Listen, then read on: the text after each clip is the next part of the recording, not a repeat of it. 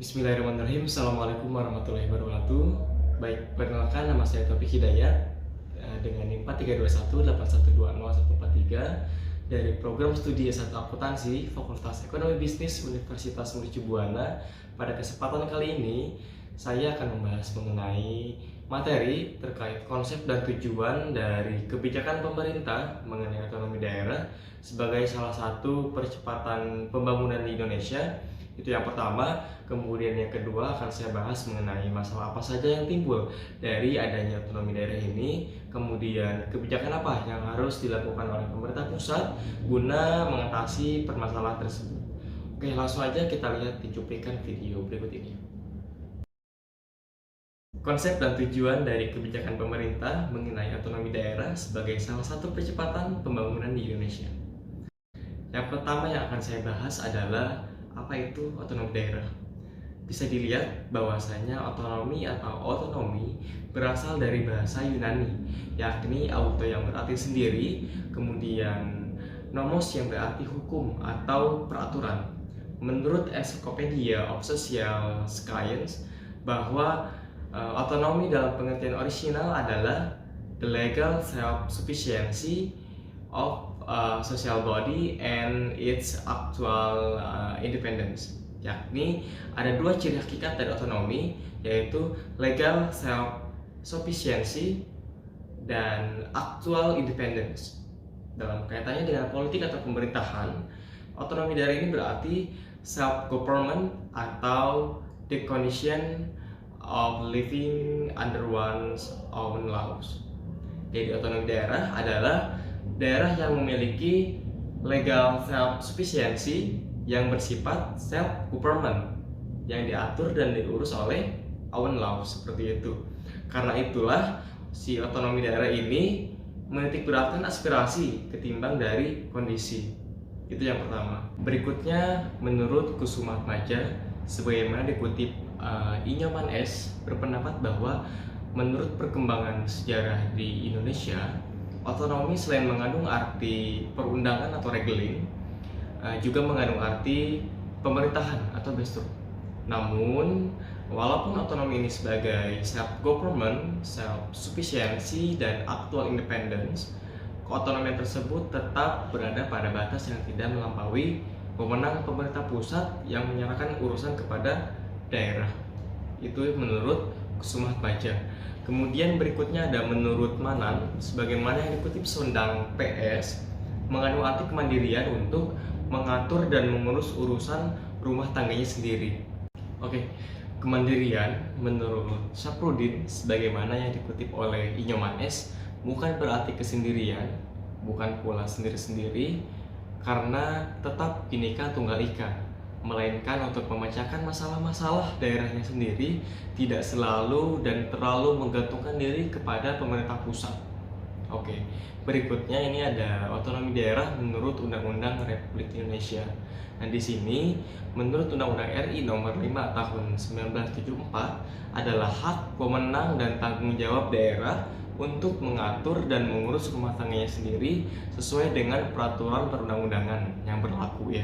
Kemudian menurut Undang-Undang RI Nomor 22 Tahun 1999, otonomi daerah adalah kewenangan daerah otonom untuk mengatur dan mengurus kepentingan masyarakat setempat menurut prakarsa sendiri, berdasarkan aspirasi masyarakat sesuai dengan perundang-undangan. Kemudian Undang-Undang Nomor 32 Tahun 2004 dan Undang-Undang Nomor 23 Tahun 2014 tentang pemerintahan daerah. Nah, ini mendefinisikan otonomi daerah sebagai wewenang dan kewajiban daerah otonom untuk mengatur dan mengurus sendiri urusan pemerintahan dan kepentingan masyarakat setempat sesuai dengan peraturan perundang-undangan. Berikutnya ada konsep dan tujuan otonomi daerah di Indonesia. Pada pasal 2 ayat 3 Undang-Undang RI Nomor 32 Tahun 2004 tentang pemerintahan daerah disebutkan bahwa tujuan dari adanya otonomi daerah ini adalah menjalankan otonomi yang seluas-luasnya, kecuali memang urusan pemerintahan yang memang harus diurus oleh pemerintah gitu ya. Hal ini bertujuan untuk yang pertama meningkatkan pelayanan kepada para masyarakat, yang kedua mengembangkan kehidupan masyarakat yang didasari oleh demokrasi, yang ketiga mewujudkan suatu keadilan sosial kepada seluruh lapisan masyarakat, yang keempat mewujudkan pemerataan daerah, yang berikutnya memelihara hubungan yang serasi dan baik. Nah, hubungan yang dimaksud di sini adalah antara pusat dan daerah. Kemudian menjalin hubungan baik antar daerah dalam rangka menjaga keutuhan Negara Kesatuan Republik Indonesia atau NKRI. Berikutnya mendorong upaya pemberdayaan masyarakat, dan yang terakhir bisa dilihat untuk menumbuhkan prakarsa sekaligus kreativitas serta meningkatkan peran masyarakat dan mengembangkan peran juga fungsi dari pihak DPRD. Ya, masalah apa saja yang timbul akibat dari otonomi daerah ini dan kebijakan apa yang harus dilakukan dari pemerintah pusat guna mengatasi masalah tersebut ya. Oke, baik. Bisa dilihat di sini ada beberapa permasalahan dalam otonomi daerah di Indonesia. Sebelumnya, memang sejak diberlakukannya paket undang-undang mengenai otonomi daerah, banyak orang sering membicarakan aspek positifnya. Memang tidak disangka lagi bahwa otonomi daerah ini membawa perubahan yang positif di daerah dalam hal kewenangan daerah untuk mengatur dirinya sendiri. Jadi ada kebebasan tersendiri untuk daerah supaya bisa mengatur daerahnya untuk menjadi lebih baik lagi. Nah, di sini ada permasalahan dalam otonomi daerah di Indonesia. Yang pertama ini adanya eksploitasi pendapatan daerah ya. Salah satu konsekuensi otonomi daerah adalah kewenangan daerah yang lebih besar dalam pengelolaan keuangannya. Mulai dari proses pengumpulan pendapatan sampai pada alokasi pemanfaatan pendapatan daerah tersebut ya. Dalam kewenangan semacam ini sebenarnya sudah muncul inherent risk ya, atau risiko bawaan, bahwa daerah akan melakukan upaya maksimalisasi bukan optimalisasi. Oke, baik. Yang kedua di sini ada pemahaman terhadap konsep desentralisasi dan otonomi daerah yang belum mantap. Desentralisasi adalah sebuah mekanisme penyelenggaraan pemerintahan yang menyangkut pola hubungan antara pemerintah nasional dan pemerintah lokal. Kemudian di sini berdasarkan Undang-Undang Nomor 32 Tahun 2004 tentang pemerintahan daerah serta Undang-Undang Nomor 33 Tahun 2004 tentang perimbangan keuangan pusat dan daerah. Maka sejumlah besar fungsi-fungsi pemerintahan dialihkan dari pusat ke daerah yang di sini dalam banyak hal melewati provinsi. Berdasarkan kedua undang-undang ini, semua fungsi pelayanan publik kecuali pertahanan, urusan luar negeri, kebijakan moneter dan fiskal, kemudian urusan perdagangan dan hukum telah dialihkan ke daerah otonom.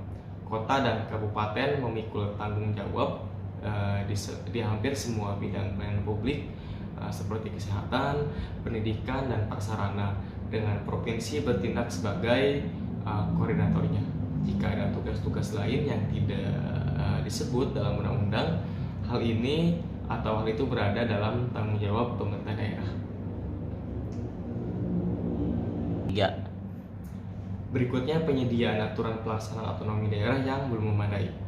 Parlemen di daerah tumbuh menjadi sebuah kekuatan politik real yang baru. Lembaga legislatif ini secara merdeka dapat melakukan sendiri pemilihan gubernur dan bupati atau wali kota tanpa intervensi kepentingan dan pengaruh politik pemerintah pusat. Kebijakan di daerah juga dapat ditentukan sendiri ya, di tingkat daerah atas kesepakatan pemerintah daerah dan DPRD. Setidaknya terdapat dua penyebab utama mengapa hal ini bisa terjadi. Yang pertama, pemerintah pusat rupanya tak kunjung serius memberikan hak otonomi kepada pemerintah di daerah. Kemudian yang kedua, desentralisasi telah menggelembungkan semangat yang tak terkendali di kalangan sebagian elit di daerah, sehingga memunculkan sentimen kedaerahan yang amat kuat seperti itu. Kemudian 4, kondisi SDM aparatur pemerintahan yang belum menunjang sepenuhnya pelaksanaan otonomi daerah. Sejak diberlakukannya otonomi daerah, sebagian pemerintah daerah bisa melaksanakan amanat konstitusi meningkatkan taraf hidup rakyat, mensejahterakan rakyat, dan mencerdaskan rakyat. Berdasarkan data yang ada, 20% pemerintah daerah mampu menyelenggarakan otonomi daerah dan berbuah kesejahteraan rakyat di daerah. Namun, masih sekitar 80% pemerintah daerah dinilai belum berhasil menjalankan visi, misi, dan program desentralisasi. Yang kelima ini korupsi di daerah. Sangat jelas, fenomena lain yang sejak lama menjadi kekhawatiran banyak kalangan berkaitan dengan implementasi otonomi daerah adalah bergesernya praktik korupsi dari pusat ke daerah. Sinyal ini menjadi semakin beralasan ketika terbukti bahwa banyak pejabat publik yang masih mempunyai kebiasaan menghambur-hamburkan uang rakyat untuk piknik ke luar negeri misalkan dengan alasan studi banding. Kemudian yang berikutnya adanya potensi munculnya konflik atau daerah. Ada gejala cukup kuat dalam pelaksanaan otonomi di daerah, yaitu konflik horizontal yang terjadi antara pemerintah provinsi dengan pemerintah kabupaten atau kota. Sebagai akibat dari penekanan undang-undang ya di sini nomor 22 tahun 1999 yang menekankan bahwa tidak ada hubungan hierarkis antara pemerintah provinsi dengan pemerintah kabupaten atau kota, sehingga pemerintah kabupaten atau kota menganggap kedudukannya itu sama dan tidak taat kepada pemerintah provinsi. Dengan pelaksanaan otonomi daerah muncullah gejala etnosentrisme atau fenomena primordial kedaerahan semakin kuat. Indikasi etnosentrisme ini terlihat dalam beberapa kebijakan di daerah yang menyangkut pemekaran daerah, kemudian pemilihan kepala daerah, rekrutmen birokrasi lokal, dan pembuatan kebijakan lainnya. Oke, penyelesaian masalah otonomi daerah di Indonesia. Pada intinya, masalah-masalah tersebut seterusnya akan menjadi persoalan tersendiri terlepas dari keberhasilan implementasi otonomi daerah. Di sini ada beberapa solusi untuk keluar dari masalah otonomi daerah tanpa harus mengembalikan ke sentralisasi. Satu, membuat master plan pembangunan nasional untuk membuat sinergi pembangunan di daerah agar menjadi landasan pembangunan di daerah dan membuat pemerataan pembangunan antar daerah. Yang kedua, memperkuat peranan daerah untuk meningkatkan rasa nasionalisme dengan mengadakan kegiatan menanamkan nasionalisme seperti kewajiban mengibarkan bendera merah putih. Yang ketiga, melakukan pembatasan anggaran kampanye karena di sini menurut penelitian korupsi ini dilakukan kepada daerah akibat pemilihan umum berbiaya tinggi, membuat kepala daerah melakukan korupsi. Yang keempat, melakukan pengawasan perda agar sinergi dan tidak menyimpang dengan peraturan di atasnya yang lebih tinggi. Yang kelima, melarang anggota keluarga kepala daerah untuk maju dalam pemilihan daerah untuk mencegah pembentukan dinasti politik ya di sini. Kemudian yang keenam, meningkatkan kontrol terhadap pembangunan di daerah dengan memilih Mendagri yang berkapabilitas untuk menguasai pembangunan di daerah. Yang ketujuh, melaksanakan good governance dengan memangkas birokrasi atau reformasi birokrasi, mengadakan pelayanan satu pintu untuk masyarakat, melakukan efisiensi anggaran. Yang terakhir di sini bisa dilihat meningkatkan pendapatan asli daerah dari sektor SDA dan pajak serta mencari dari sektor lain seperti jasa dan pariwisata digunakan untuk kesejahteraan masyarakat. Oke, sekian yang dapat saya sampaikan. Terima kasih atas perhatiannya. Wassalamualaikum warahmatullahi wabarakatuh.